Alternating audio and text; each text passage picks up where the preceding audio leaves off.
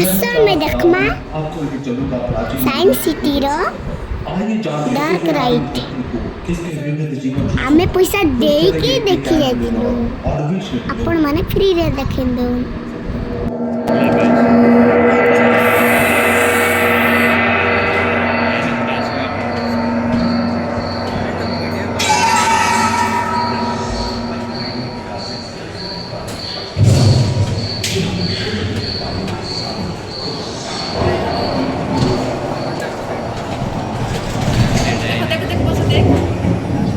कहते हैं कि 460 करोड़ वर्ष पहले प्रचंड धूल के बवंडर से हमारे सौर जगत का जन्म हुआ।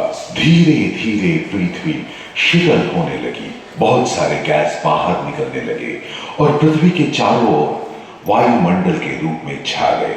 इन गैसों ने बिजली की कड़क और बादलों की गरज से मिलकर एमाइनो एसिड का निर्माण किया।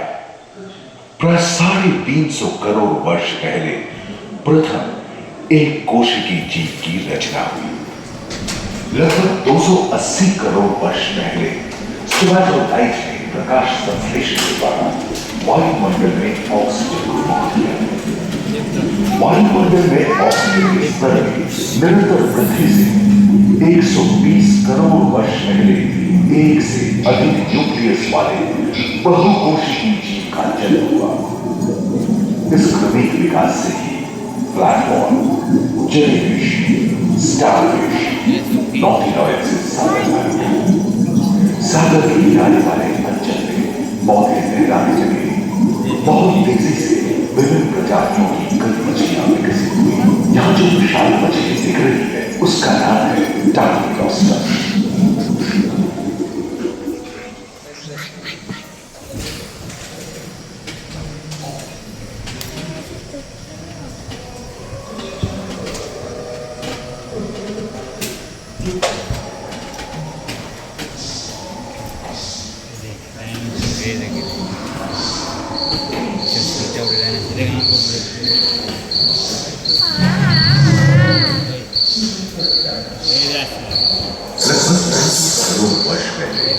धरती पर पेड़ पौधों का जन्म जो बढ़ते गए और घने जंगलों में बदल गए।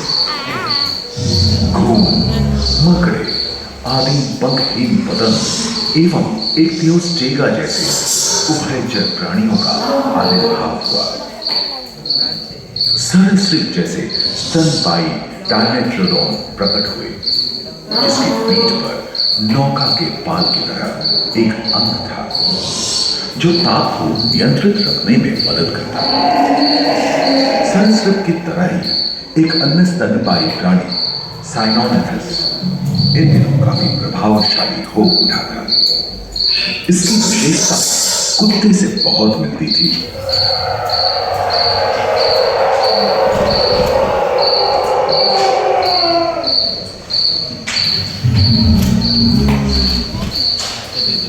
प्राय 1 मीटर तक पंख फैलाने में सक्षम था ड्रैगन फ्लाई।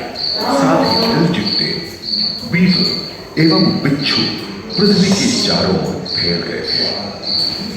धरती में पाए जाने वाले अधिकांश कोयले कार्बोनिफेरस युग के मृत पौधे से उत्पन्न हुए थे, जो कि धरती के अंदर दब गए थे। उन दिनों पृथ्वी के 1/3 हिस्से में एकमात्र महादेश था जिसे पैनोशिया कहा जाता था।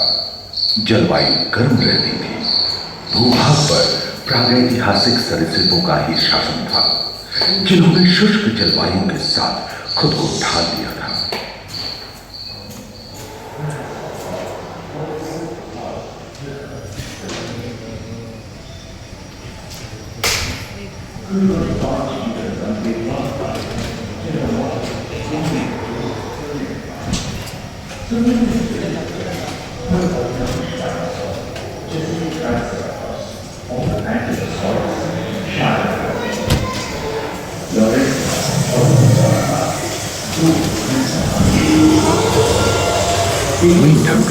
कछुओं और मगरमच्छों का जन्म लगभग 22 करोड़ वर्ष पहले इस धरती पर हुआ था। प्रथम स्तनपायी जीव मेगाज़ोस्ट्रोडोन चूहे जैसे आकार का था। प्राचीन सरीसृप समाप्त होने लगे थे और उनकी जगह डायनासोर ने ले लिया था।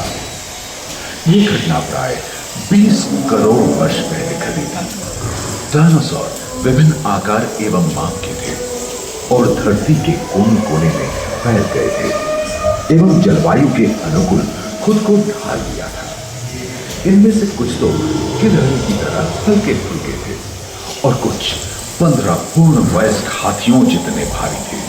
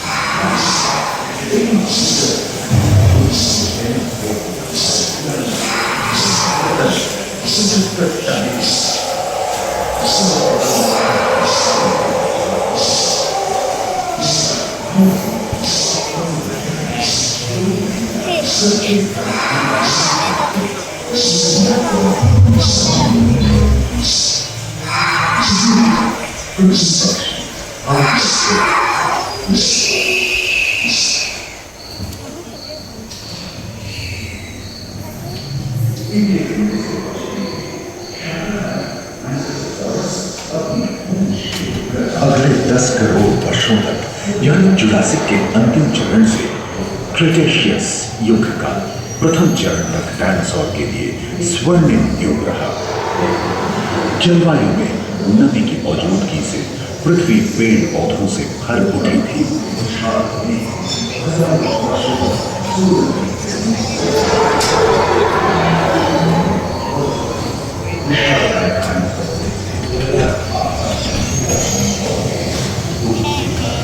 पैंजिया महादेश खंडित होने के कारण भारत एशिया की ओर खिसकने लगा था। महादेश प्लेटों में हलचल होने से ज्वालामुखी के रूप में लावा निकलने लगी थी। इसके फलस्वरूप आए भूकंप से विभिन्न भौगोलिक आकार एवं आकृतियां निर्मित हुई। स्पाइनोसॉरस के पीठ पर नौका के पाल की तरह एक अंग हुआ करता था जिससे वो अपने शरीर के ताप को नियंत्रित करता था। एवं ओविराप्टर जैसे छोटे डायनासोर तो ओलंपिक के तेज धावकों की तरह दौड़ सकते थे। और ओलिथोसॉरस के सिर पर कलगी होती थी। करीबन 5 मीटर लंबे पंख वाले टेरोनोडोन उड़ने एवं फिसलने में माहिर थे। सुनने में विचित्र लगे पर अधिकांश डायनासोर जैसे कि ट्राइसेराटोप्स और एंकिलोसॉरस शाकाहारी थे। लॉरेसिया और गोंडवाना नाम के 2 भूखंड महादेश में रूपांतरित हुए एवं समुद्री गर्भ के कठोर आवरण से रॉकीज एवं अन्य पर्वत श्रेणियां निर्मित हुई।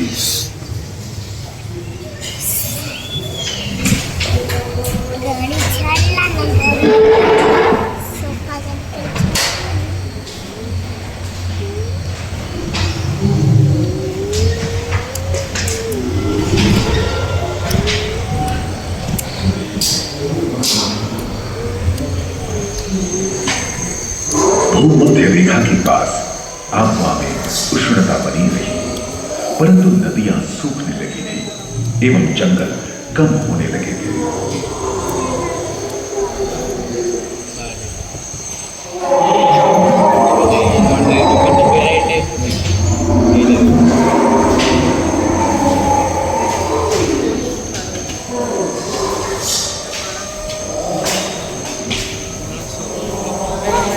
एकांत महादेश में जीव जंतुओं का विकास स्वतंत्र रूप से शुरू हुआ। सबसे पहले पुष्प वाले पौधे धरती पर विकसित हुए एवं परागण के लिए कीट पतंगों के साथ संपर्क स्थापित हुआ। वे तेजी से धरती पर बढ़ने लगे। इसी समय पहली बार धरती पर सांपों का जन्म हुआ। डायनासोर में सबसे भयंकर था टिरानोसॉरस रेक्स। भूस्थल पर इसका ही राज चलता था। यह प्राय 12 मीटर लंबा यानी 2 मंजिला मकान के आकार का था।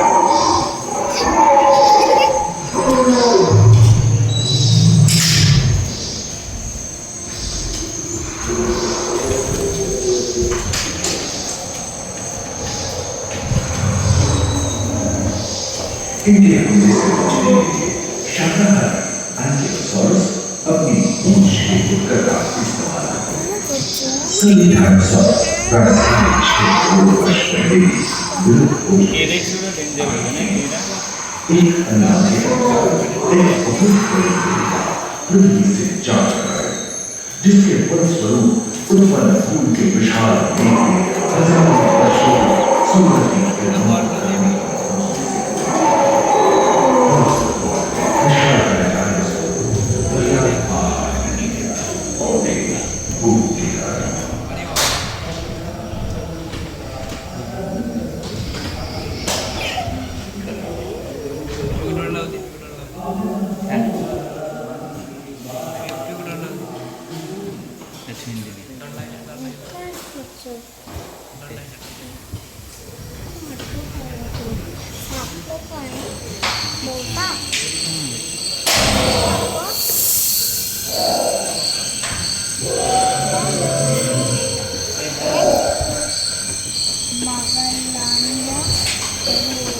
डायनासोर के विलुप्त होने के बाद भूस्थल पर स्तनपायी प्राणियों का आधिपत्य शुरू हुआ। पर्याप्त मात्रा में आहार उपलब्ध होने के कारण छोटे छोटे स्तनपायी प्राणी बड़े आकार में बदलते गए। इसी समय बड़े बड़े शाकाहारी एवं मांसाहारी स्तनपायी प्राणी धरती पर नजर आने लगे। विश्व के कई हिस्से जंगल से हरे हरे हो गए।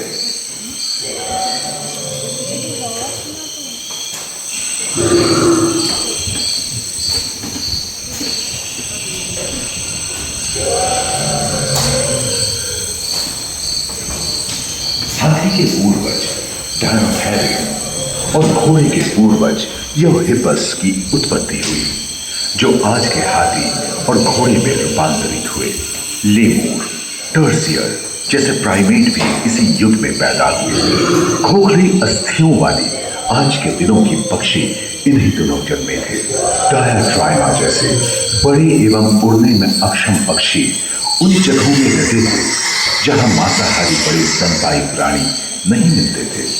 एक एवं बंदरों का जन्म लगभग 1 करोड़ वर्ष पहले हुआ था। इस समय ही आदि मनुष्यों का भी आविर्भाव हुआ।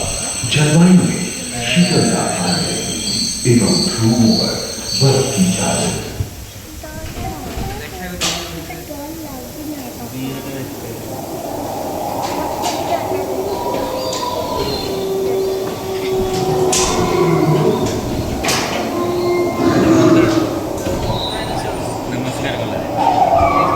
पृथ्वी के लंबे इतिहास में झांके तो ऐसे कई मौके रहे हैं जब उत्तरी गोलार्ध के अधिकांश हिस्से बर्फ की चादरों से ढक गए थे, जो आइस एज के नाम से जाना जाता है।